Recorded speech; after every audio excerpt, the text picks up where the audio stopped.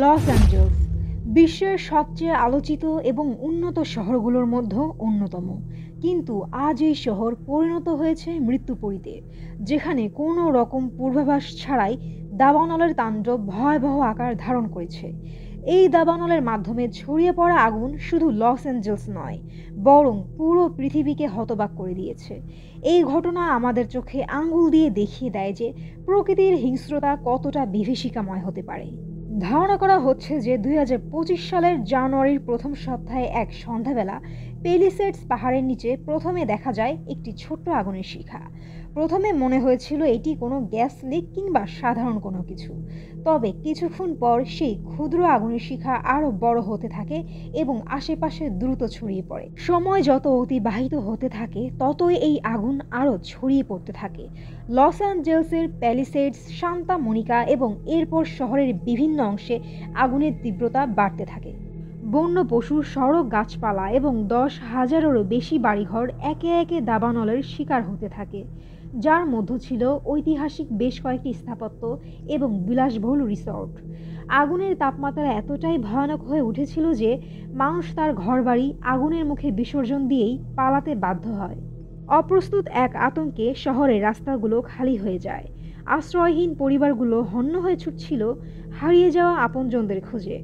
জানা যায় এই দাবানলের ফলে 25 জনেরও বেশি মানুষের করুণ মৃত্যু হয়েছে, যদিও মৃতের সংখ্যা আরও বাড়তে পারে, কারণ অনেকেরই অবস্থা ছিল গুরুতর।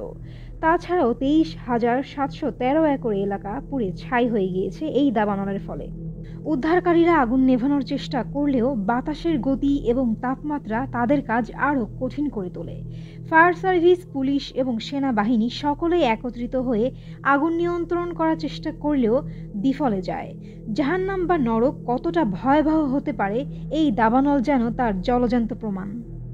ভয়াবহ এই ক্ষতির ফলে শহরের অবস্থা একদম বিধ্বস্ত। এরই শিক্ষা এবং ভবিষ্যতের প্রস্তুতি নিয়ে লস অ্যাঞ্জেলস শহর এবং ক্যালিফোর্নিয়া রাজ্য নিজেদের নতুনভাবে তৈরি করার জন্য প্রস্তুত হচ্ছে। দাবি করা হচ্ছে যে ভবিষ্যতে এমন দুর্যোগ মোকাবেলায় আরও কার্যকরী পদক্ষেপ গ্রহণ করা হবে। ফায়ার সার্ভিসের উন্নত প্রযুক্তি এবং নিরাপত্তা ব্যবস্থাই হবে শহরের অন্যতম গুরুত্বপূর্ণ পরিকল্পনা। তবে একটি প্রশ্ন কিন্তু থেকেই যায়, এত উন্নত শহরে এত উন্নত প্রযুক্তি থাকার ফলেও কিভাবে এতটা ক্ষয়ক্ষতি হলো? কেনই বা এমন তীব্র আগুন এত দ্রুতভাবে ছড়িয়ে পড়ল সব স্থানে? শহরটির ইতিহাসে এমন ঘটনা কিন্তু আগে কখনোই ঘটেনি। তবে লস অ্যাঞ্জেলস একদিকে যেমন গ্ল্যামারের শহর, অন্যদিকে এটি নানা রকম পাপাচারের জন্য কিন্তু কুখ্যাত। যেমন ড্রাগ ও মাদকের ব্যবহার, gang culture, human trafficking, casting couch ও যৌন হয়রানি ছাড়াও মার্কিন যুক্তরাষ্ট্র ইসরায়েলকে সামরিক সহায়তা প্রদান করেছিল, যা নিরীহ গাজাবাসী এবং ফিলিস্তিনিদের বিরুদ্ধে ব্যবহার করা হয়েছিল। অনেকেরই ধারণা লস অ্যাঞ্জেলসের এই দুর্যোগ সৃষ্টিকর্তার গজব কিংবা প্রতিশোধ। আপনাদের কি মনে আছে পম্পেই, পেট্রা নগরী এবং মায়া সভ্যতা ছাড়াও আরও অনেক সভ্যতাই এমনই দুর্যোগের কবলে পড়ে ধ্বংস হয়ে গিয়েছিল? আর এই লস অ্যাঞ্জেলসও কিন্তু ধ্বংসেরই পথে।